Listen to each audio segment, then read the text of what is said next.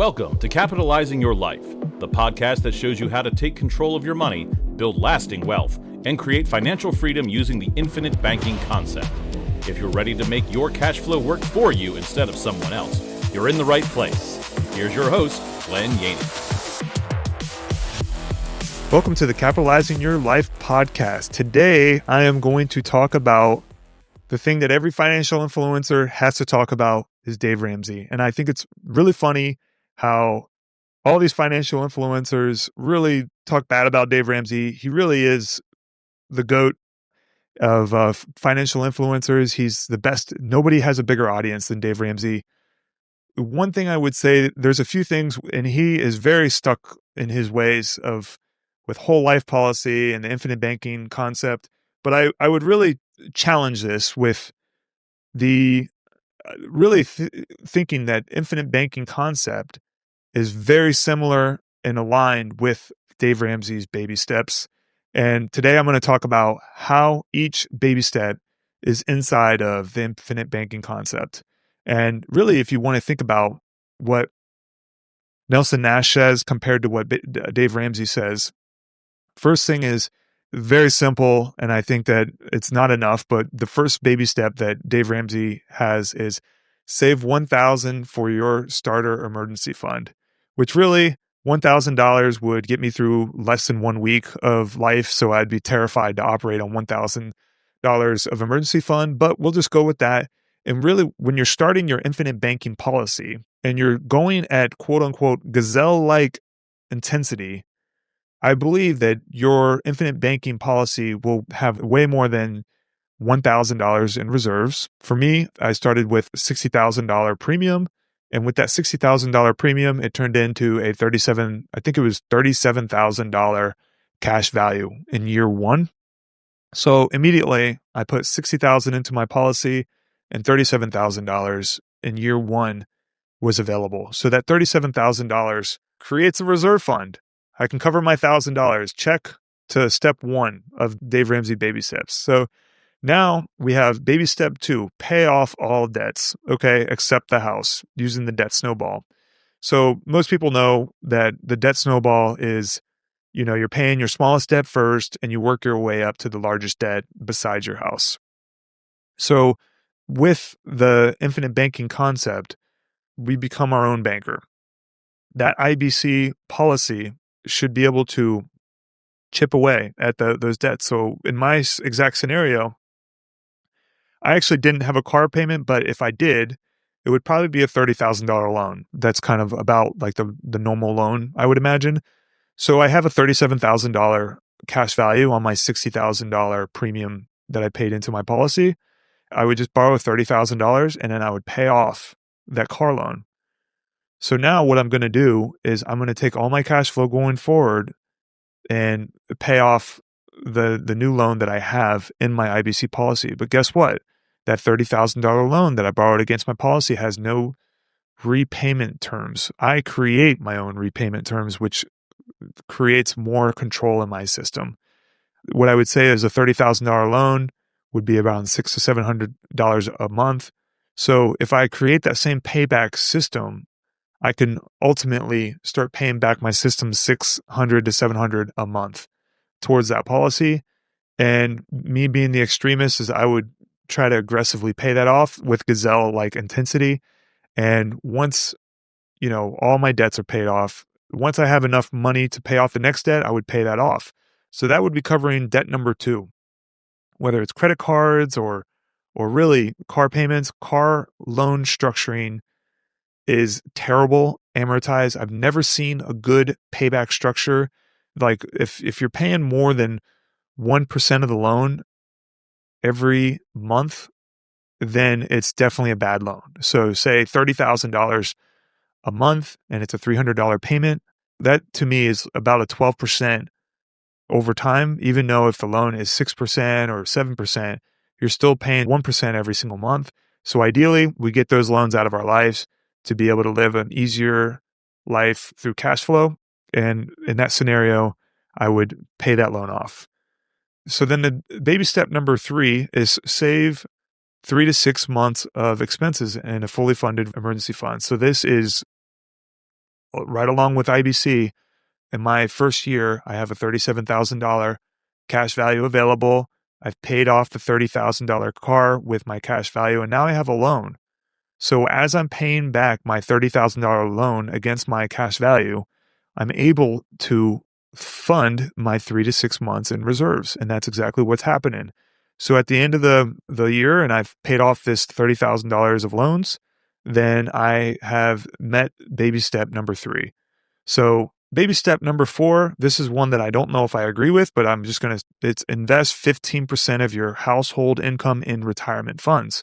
So this is where Nelson Nash talks about that all money goes into one pool of funds, and siloing your money is kind of how I started in my personal financial life, where I was taking money, I was putting it into a 401k, I put it into an IRA, I put it into my HSA, I would pay my wife's IRA, her 401k, like all of our money is going everywhere else except for into my bank account and not increasing cash flow.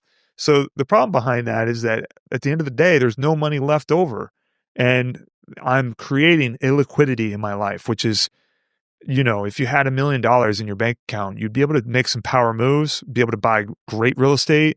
And there's no reason why I would ever, want to have $1 million locked up in a qualified retirement plan.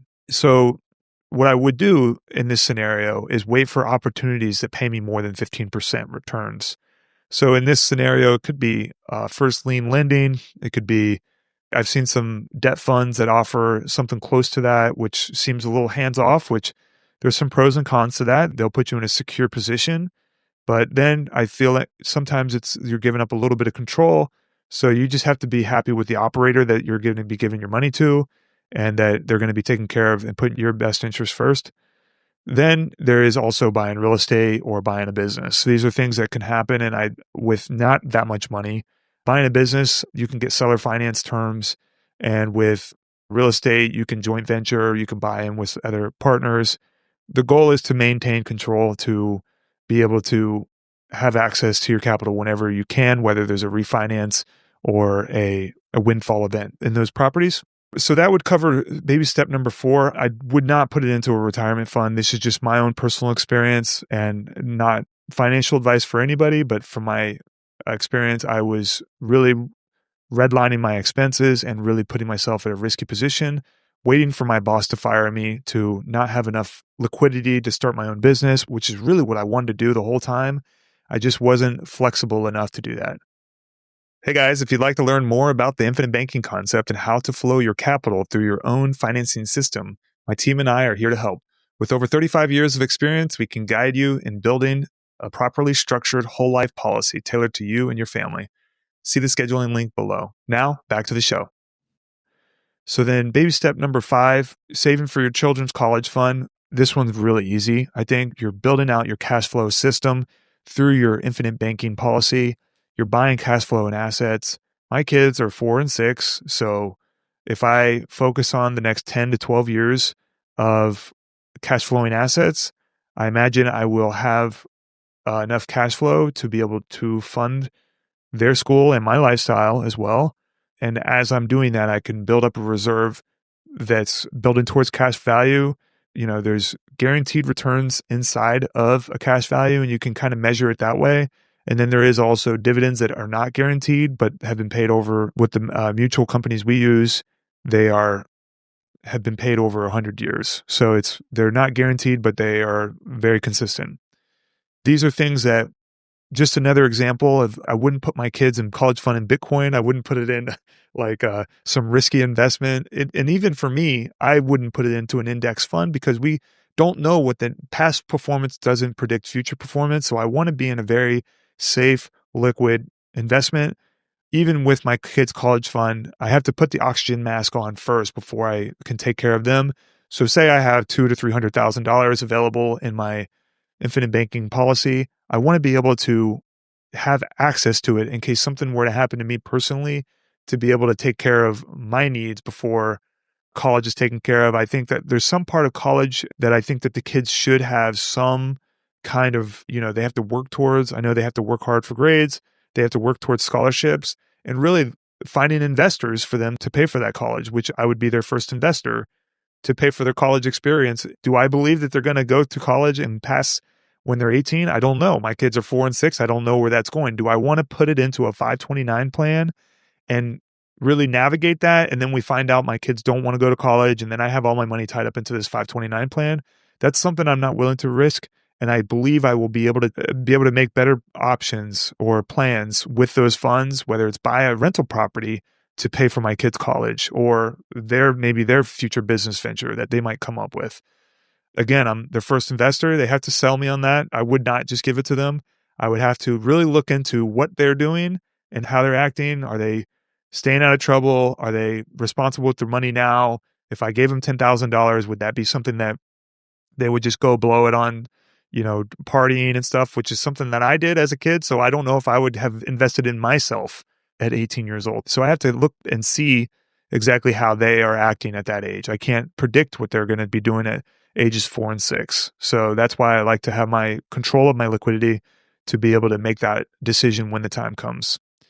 So baby step number 6 is pay your home off early. This is obviously a very personal thing. You want to make sure you're comfortable with doing it.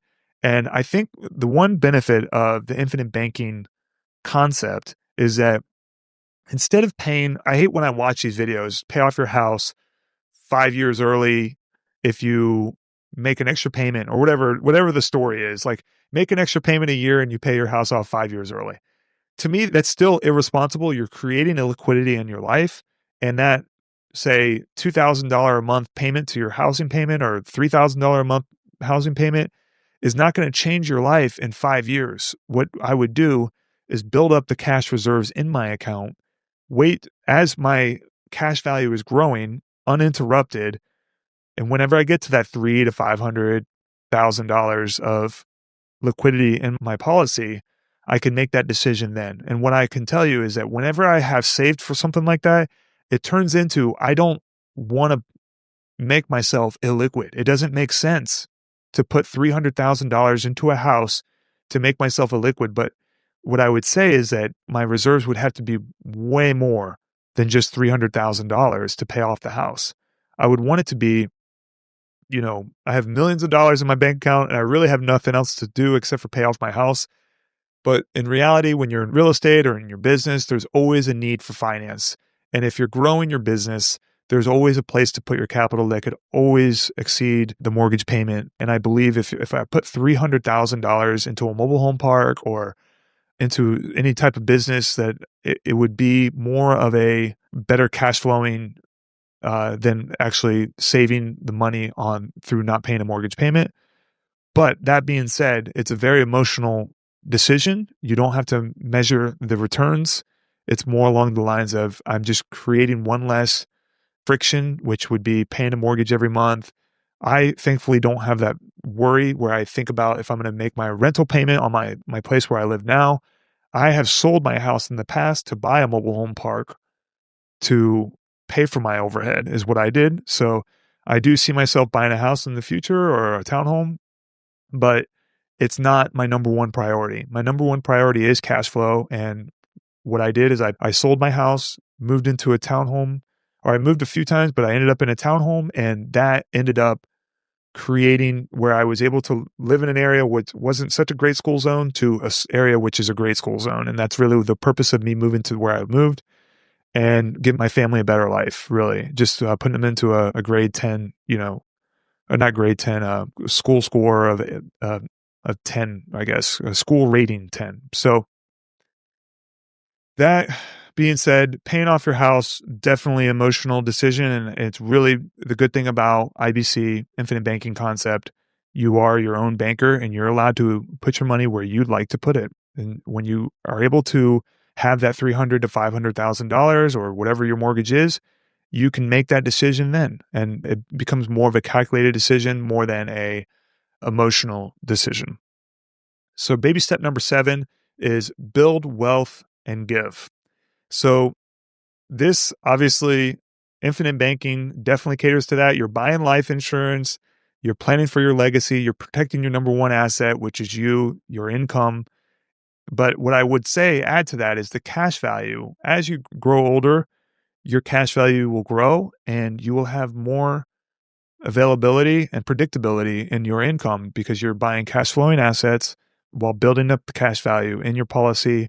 And say when you're 60, 70 years old, when most people are trying to figure out how to unwind their 401k, what you would be doing is figuring out a way to give intentionally. And you're able to see like whether you're helping your kids buy their first house hack, build their business, build your own business. And really, we're just building out more cash flowing assets, or that the money, that the reserves that you're building in your IBC policy becomes a legacy play, and you're able to give while you're still alive, which is great. I would not, who cares what happens afterwards? To me, it's like afterwards, it's like, well, once I'm gone, it's like, I don't know if I'm going to get to see what happens, But what I would say is that I would love to be able to donate and see the faces. And I have a good mentor that talks about giving is he's very financially successful. And he said is the number one thing he loves to do. And he says, whenever I can, he said, you should start as soon as possible. And when he says that, I could tell he's being genuine about it. And I can tell that is definitely the end result of being financially successful, is to be able to give it all back to the community and really help other people grow what they have going on in their life. So just to wrap up the topic of Dave Ramsey and IBC, I followed Dave Ramsey to build the money saving muscle in my life. And once I got to a certain point, I realized that there's better ways to do things. And I don't even know at that time I was really willing to do infinite banking at that time.